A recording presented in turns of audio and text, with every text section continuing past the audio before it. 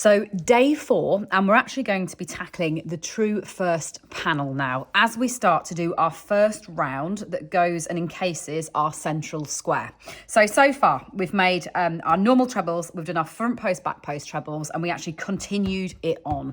For the first time today, we're going to rejoin and go down the side, crocheting into the pieces that we've already done. So today is probably the most challenging day, just for you to get your head around the theory of the fact that to avoid the sewing up afterwards, we're actually going to be crocheting directly into what we've already done.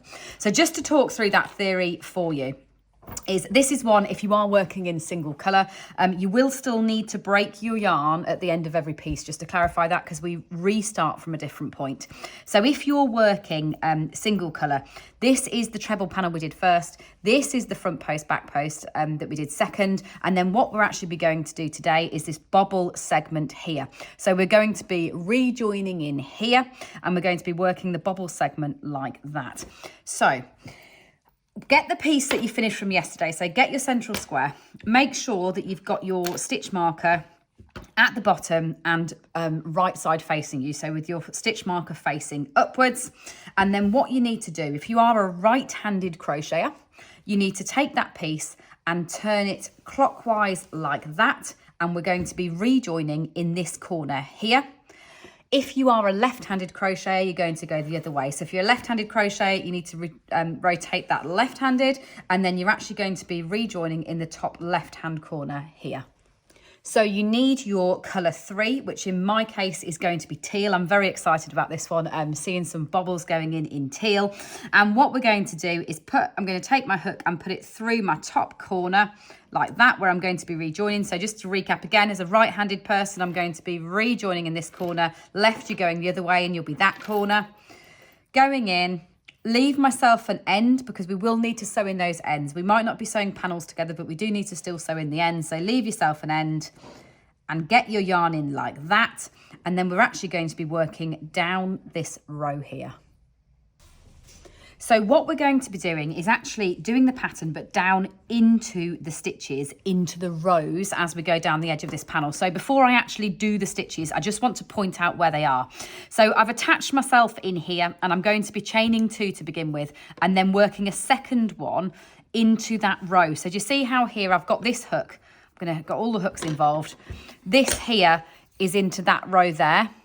Then I'd move down onto the next one, and you see how that's there. That'd be my next row. So that's the first hole I'm going to work into. 2 into there, then into here. So 2, 3, 4, 5, 6, 7, and 8. So all you might want to do is just stop and make sure that you can identify where those 8 rows are that you're going to be working into down there.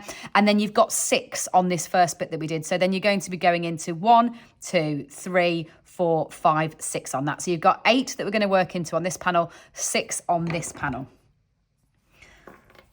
So start by chaining 2, and then we're going to treble into that same hole, that same first row hole.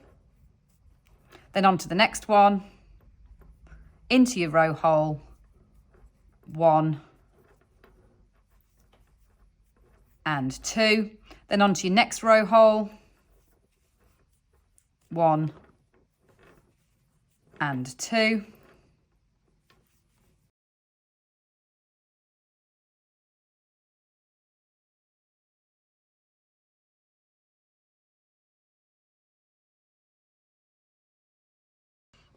So when you have finished working them into that first front post, back post panel, you should be able to just stop and pause for a second and count back to check that you have got the 16 before you carry on. So you'd have your chain, which will count as 1 initially, plus 1, and then all those other pairs with putting 2 into each of the rows.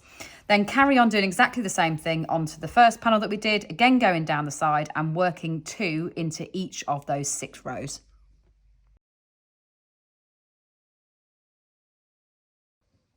So when you reach the end of this first row, more than at any other point in the pattern, it is vital that you stop and you just count to check we have the right number of stitches before we carry on. So just make sure that you have got your 28 running from one end to the other so that we can carry on and work the rest of this panel.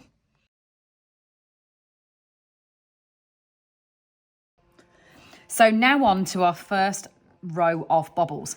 And the thing about this bobble is it's going to be a wrong side facing bobble, which means that because we're going to be working it on the wrong side and it's wrong side facing, it will actually appear miraculously on the right side. Now that was quite a tongue twister, but it all will become clear when we actually follow it. So we've gone and we've done that first row of trebles where we've put 2 into those row gaps, then turn and chain 2, so exactly the same as we've been doing all along. So chain 2, and then we're going to treble 1 into the first one. So we're effectively bordering our panels, really. We leave a nice little border on the edge of every panel to make our life a little bit easier. So go first and do a treble as normal. Obviously not into that first one. Again, same techniques we've been doing into that one there. So that's 1 treble, and then we're going to do a bobble. So to make the bobble pop and give you a really nice texture, what we're going to do is actually frame the bobble between 2 tighter double crochet stitches. And this means that the bobble will really pop off the surface of the fabric. Now, just to clarify, for those of you that are used to US terms then, what's very confusing here is I'm about to use the term double crochet, which is your single crochet or SC. But I'll show you nice and clearly and I'll explain the terms both ways round. So in British terms first, what we're going to be doing is going into this next stitch along and doing a double crochet. So a double crochet, you go in beneath the stitch, yarn over once to the point where you've got 2 loops on your hook. So you've not gone around your hook first, yarn over and through those 2 loops. So that is a British double crochet or DC. And then we're going to make a bobble in this next stitch along. So to make the bobble, what you need to do, yarn round the hook first, and in that stitch that we're making the bobble, yarn over and back through to this point where we've got 3 loops on the hook, yarn over and through 2 of them, and then stop there at that point. So that's 1 little repeat. So then back in by going around the hook again, in the stitch, yarn over and through, and then same thing, yarn over and bring the first 2 off. So you've got 3 loops on your hook, and then 1 more time with the same thing, yarn around the hook, in the stitch, yarn over, and then take those 2 off. So you've got 4 loops on your hook. Now that's really important, is to stop at the point where you've got 4 loops on your hook. What we're then going to do is yarn over and come through all 4 loops. Now I will recap this again and again on this row, so you'll see it over and over again. That's your bobble finished effectively, but what you need to follow it with is a nice tight double crochet stitch in this next one. So a double, you go in, yarn over and through, and as you can see, what happens is that bobble pops right out facing away from you on the wrong side of the fabric, because it's framed really nicely either side with DCs. So what we've just done there, we're effectively going to keep repeating right the way along this row. So it's a DC, an MB, so a bobble, and then a DC. Now I'm going to do this next one in American terms, just for those that are watching that are used to US terms. So effectively what it would mean in US terms would be an SC, then a make bobble, and then an SC rather than a DC. So go through that again. We're going to go in the stitch, yarn over, and then through the 2 loops. So that's our British DC or our US SC. Then we're going to make a bobble. So I'll go really slowly again, because this is probably, feels like quite a lot of loops to have on your hooks if you are new to crochet. So yarn round the hook first before we go in. Then into the stitch that we're working the bobble in. Yarn over and bring that back through to this point where you've got 3 loops. Then yarn over and come through the first 2. So then I'm going to do exactly the same thing a second time. So round the hook, in the stitch, yarn over, then come through the first 2. So 3 loops at that point, then 1 more time, round the hook, in the stitch, through, and come through the first 2. So stop at that point where you've got 1, 2, 3, 4 clear loops on your hook. And what you need to do then is 1 more yarn over, and bring it through all those loops before you then go on to do a nice tight double crochet stitch following, and that makes that bobble pop right out on the wrong side. So I'm going to go a bit faster now so you can see the repeat nice and smoothly. So I'm going to do frame the bobble. So I'm going to go in with a double crochet first, then do my bobble with 1, 2, 3 repeats to the 4 loops, yarn over through those 4 loops, and then go back in with the DC following. So DC, 1, 2, 3, through the loops, DC following, DC, 1, 2, 3, yarn over through the loops, DC the other side.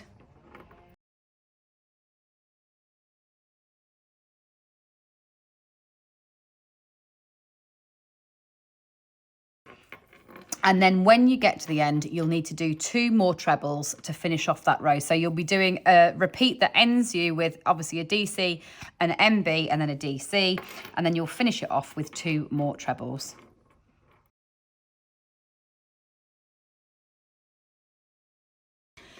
So when you finish that row, you should have 1, 2, 3, 4, 5, 6, 7, 8 bobbles on this panel before we're going to turn and go back again with another row. So in order to make the pattern repeatable once we get up to bigger panels later in the blanket, we've actually removed the exact stitch counts from this point inwards. So I'm just going to clarify them here. So we've done that bobble row.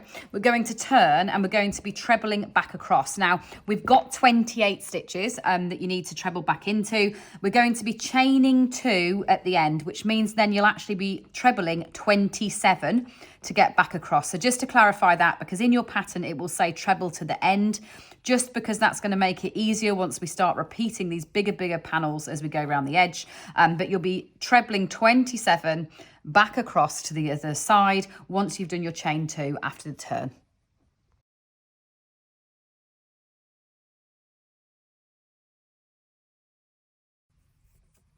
So just to clarify there, when you are trebling back across this row, make sure that you are trebling into the stitches. You see how if you turn this forwards, you'll see those V's in the same way as we have done. All you'll notice is the V's where you've done the bobbles will be a bit bigger than the other V's, but treat them all exactly the same way, and just you're going to be trebling 1 into each of those V's as you go across the top. But you might just need to manipulate your fabric a little bit forward to get the full stitch that sits behind that bobble when you return.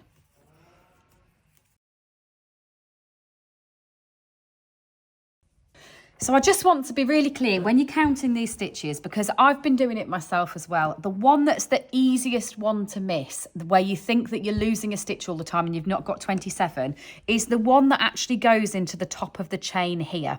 So I've come back with 27 and I've got 1 more that I've got to always make sure I take from the top of that chain. So go round your hook like that and go into the top of that chain on the edge, and make sure you've got that 1 in. If you ever count them before you carry on in a row, I can almost guarantee that that's where it'll be missing, we'll be taking the 1 off the top of the chain before we stop and turn. So I'm just going to start the repeat again, just to recap that first bit, because that's probably the only bit that's tricky about this, before you can go ahead and complete your bobble panel. So once you've turned, you chain your 2, you go into treble 1 into the top of that stitch. Obviously not that first one, again it's that second one that you treble 2 into the top of, because your chain forms that first one. And then you're going to DC 1, then do your bobble,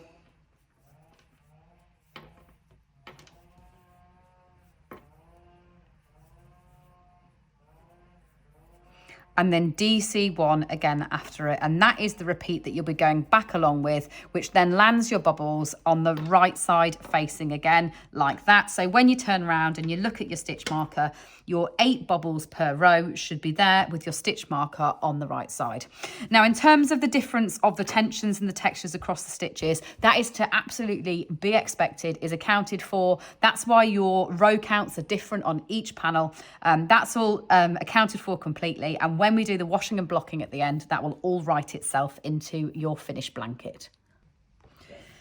So to finish off this first true panel, what we're now going to do is actually a row of double crochet stitches, and this is just to make your bobbles pop. So again, they sit nice and proud off the surface of the fabric.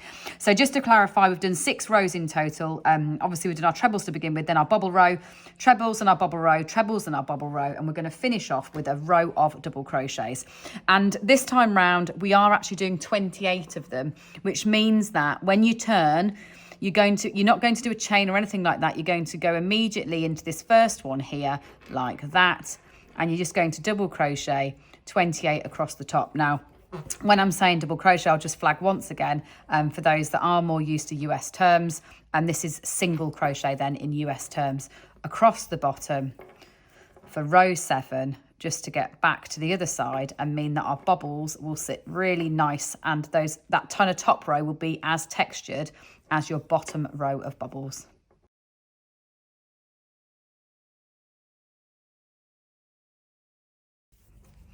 Then break yarn, put it down, and we're ready to try something totally new again tomorrow.